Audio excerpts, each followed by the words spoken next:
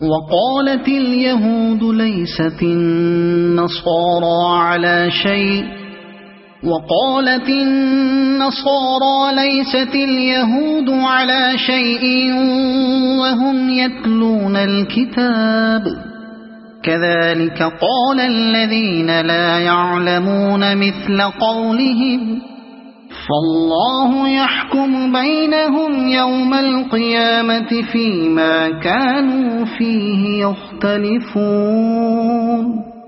یہودی کہتے ہیں عیسائیوں کے پاس کچھ نہیں، عیسائی کہتے ہیں یہودیوں کے پاس کچھ نہیں، حالانکہ دونوں ہی کتاب پڑھتے ہیں. اور اسی قسم کے دعوے ان لوگوں کے بھی ہیں جن کے پاس کتاب کا علم نہیں ہے. یہ اختلافات جن میں یہ لوگ مبتلا ہیں، ان کا فیصلہ اللہ قیامت کے روز کر دے گا. جن کے پاس کتاب کا علم نہیں ہے یعنی مشرکین عرب. ومن اظلم ممن منع مساجد الله ان يذكر فيها اسمه وسعى في خرابها أولئك ما كان لهم أن يدخلوها إلا خائفين لهم في الدنيا خزي وَلَهُمْ فِي الْآخِرَةِ عَذَابٌ عَظِيمٌ. اور اس شخص سے بڑھ کر ظالم کون ہوگا جو اللہ کے معبدوں میں اس کے نام کی یاد سے روکے اور ان کی ویرانی کے درپے ہو. ایسے لوگ اس قابل ہیں کہ ان عبادت گاہوں میں قدم نہ رکھیں، اور اگر وہاں جائیں بھی تو ڈرتے ہوئے جائیں. ان کے لیے تو دنیا میں رسوائی ہے اور آخرت میں عذاب عظیم. اور اگر وہاں جائیں بھی تو ڈرتے ہوئے جائیں. یعنی بجائے اس کے کہ عبادت گاہیں اس قسم کے ظالم لوگوں کے قبض و اقتدار میں ہوں اور یہ ان کے متولی ہوں، ہونا یہ چاہیے کہ خدا پرست اور خدا ترس لوگوں کے ہاتھ میں اقتدار ہو اور وہی عبادت گاہوں کے متولی رہیں، تاکہ یہ شریر لوگ اگر وہاں جائیں بھی تو انہیں خوف ہو کہ شرارت کریں گے تو سزا پائیں گے. یہاں ایک لطیف اشارہ کفار مکہ کے اس ظلم کی طرف بھی ہے کہ انہوں نے اپنی قوم کے ان لوگوں کو جو اسلام لا چکے تھے بیت اللہ میں عبادت کرنے سے روک دیا تھا. وَلِلَّهِ الْمَشْرِقُ وَالْمَغْرِبُ فَأَيْنَمَا تُوَلُّوا فَثَمَّ وَجْهُ اللَّهِ إِنَّ اللَّهَ وَاسِعٌ عَلِيمٌ. مشرق اور مغرب سب اللہ کے ہیں، جس طرف بھی تم رخ کرو گے اسی طرف اللہ کا رخ ہے. اللہ بڑی وسعت والا اور سب کچھ جاننے والا ہے. اسی طرف اللہ کا رخ ہے. یعنی اللہ نہ شرقی ہے نہ غربی، وہ تمام سمتوں اور مقاموں کا مالک ہے، مگر خود کسی سمت یا کسی مقام میں مقید نہیں ہے. لہذا اس کی عبادت کے لیے کسی سمت یا کسی مقام کو مقرر کرنے کے معنی یہ نہیں ہے کہ اللہ وہاں یا اس طرف رہتا ہے، اور نہ یہ کوئی جھگڑنے اور بحث کرنے کے قابل بات ہے کہ پہلے تم وہاں یا اس طرف عبادت کرتے تھے، اب تم نے اس جگہ یا سمت کو کیوں بدل دیا. اللہ بڑی وسعت والا اور سب کچھ جاننے والا ہے. یعنی اللہ تعالیٰ محدود، تنگ دل، تنگ نظر اور تنگ دست نہیں ہے جیسا کہ تم لوگوں نے اپنے اوپر قیاس کر کے اسے سمجھ رکھا ہے، بلکہ اس کی خدائی بھی وسیع ہے اور اس کا زاویہ نظر اور دائرہ فیض بھی وسیع، اور وہ یہ بھی جانتا ہے کہ اس کا کون سا بندہ کہاں کس وقت کس نیت سے اس کو یاد کر رہا ہے. وَقَالُوا اتَّخَذَ اللَّهُ وَلَدًا سُبْحَانَهُ بَل لَّهُ مَا فِي السَّمَاوَاتِ وَالْأَرْضِ كُلٌّ لَّهُ قَانِتُونَ بَدِيعُ السَّمَاوَاتِ وَالْأَرْضِ وَإِذَا قَضَىٰ أَمْرًا فَإِنَّمَا يَقُولُ لَهُ كُن فَيَكُونُ. ان کا قول ہے کہ اللہ نے کسی کو بیٹا بنایا ہے. اللہ پاک ہے ان باتوں سے. اصل حقیقت یہ ہے کہ زمین اور آسمانوں کی تمام موجودات اس کی ملک ہیں، سب کے سب اس کے مطیع فرمان ہیں. وہ آسمانوں اور زمین کا موجد ہے، اور جس بات کا وہ فیصلہ کرتا ہے اس کے لیے بس یہ حکم دیتا ہے کہ ہو جا، اور وہ ہو جاتی ہے.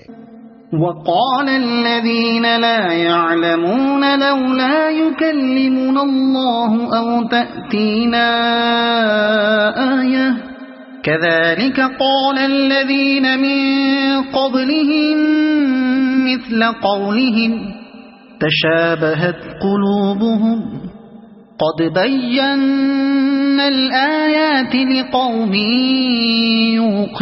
يوقنون۔ نادان کہتے ہیں کہ اللہ خود ہم سے بات کیوں نہیں کرتا یا کوئی نشانی ہمارے پاس کیوں نہیں آتی؟ ایسی ہی باتیں ان سے پہلے لوگ بھی کیا کرتے تھے۔ ان سب اگلے پچھلے گمراہوں کی ذہنیتیں ایک جیسی ہیں۔ یقین لانے والوں کے لیے تو ہم نشانیاں صاف صاف نمایاں کر چکے ہیں۔ نادان کہتے ہیں کہ اللہ خود ہم سے بات کیوں نہیں کرتا یا کوئی نشانی ہمارے پاس کیوں نہیں آتی؟ ان کا مطلب یہ تھا کہ خدا یا تو خود ہمارے سامنے آ کر کہے کہ یہ میری کتاب ہے اور یہ میرے احکام ہیں، تم لوگ ان کی پیروی کرو، یا پھر ہمیں کوئی ایسی نشانی دکھائی جائے جس سے ہمیں یقین آ جائے کہ محمد صلی اللہ علیہ وسلم جو کچھ کہہ رہے ہیں وہ خدا کی طرف سے ہے۔ ان سب کی ذہنیتیں ایک جیسی ہیں، یعنی آج کے گمراہوں نے کوئی اعتراض اور کوئی مطالبہ ایسا نہیں گھڑا ہے جو ان سے پہلے کے گمراہ پیش نہ کر چکے ہوں۔ قدیم زمانے سے آج تک گمراہی کا ایک ہی مزاج ہے اور وہ بار بار ایک ہی قسم کے شبہات اور اعتراضات اور سوالات دہراتی رہتی ہے۔ ہم نشانیاں صاف صاف نمایاں کر چکے ہیں۔ یہ بات کہ خدا خود آ کر ہم سے بات کیوں نہیں کرتا اس قدر محمل تھی کہ اس کا جواب دینے کی حاجت نہ تھی۔ جواب صرف اس بات کا دیا گیا ہے کہ ہمیں نشانی کیوں نہیں دکھائی جاتی، اور جواب یہ ہے کہ نشانیاں تو بے شمار موجود ہیں، مگر جو ماننا چاہتا ہی نہ ہو اسے آخر کون سی نشانی دکھائی جا سکتی ہے؟ إِنَّا أَرْسَلْنَاكَ بِالْحَقِّ بَشِيرًا وَنَذِيرًا وَلَا تُسْأَلُ عَنْ أَصْحَابِ الْجَحِيمِ۔ اس سے بڑھ کر نشانی کیا ہوگی کہ ہم نے تم کو علم حق کے ساتھ خوشخبری دینے والا اور ڈرانے والا بنا کر بھیجا۔ اب جو لوگ جہنم سے رشتہ جوڑ چکے ہیں ان کی طرف سے تم ذمہ دار و جواب دہ نہیں ہو۔ ہم نے تم کو علم حق کے ساتھ خوشخبری دینے والا اور ڈرانے والا بنا کر بھیجا۔ یعنی دوسری نشانیوں کا کیا ذکر، نمایاں ترین نشانی تو محمد صلی اللہ علیہ وسلم کی اپنی شخصیت ہے، آپ کے نبوت سے پہلے کے حالات اور اس قوم اور ملک کے حالات جس میں آپ پیدا ہوئے، اور وہ حالات جن میں آپ نے پرورش پائی اور 40 برس زندگی بسر کی، اور پھر وہ عظیم الشان کارنامہ جو نبی ہونے کے بعد آپ نے انجام دیا، یہ سب کچھ ایک ایسی روشن نشانی ہے جس کے بعد کسی اور نشانی کی حاجت نہیں رہتی۔ وَلَن تَرْضَىٰ عَنكَ الْيَهُودُ وَلَا النَّصَارَىٰ حَتَّىٰ تَتَّبِعَ مِلَّتَهُمْ قُلْ إِنَّ هُدَى اللَّهِ هُوَ الْهُدَىٰ وَلَئِنِ اتَّبَعْتَ أَهْوَاءَهُم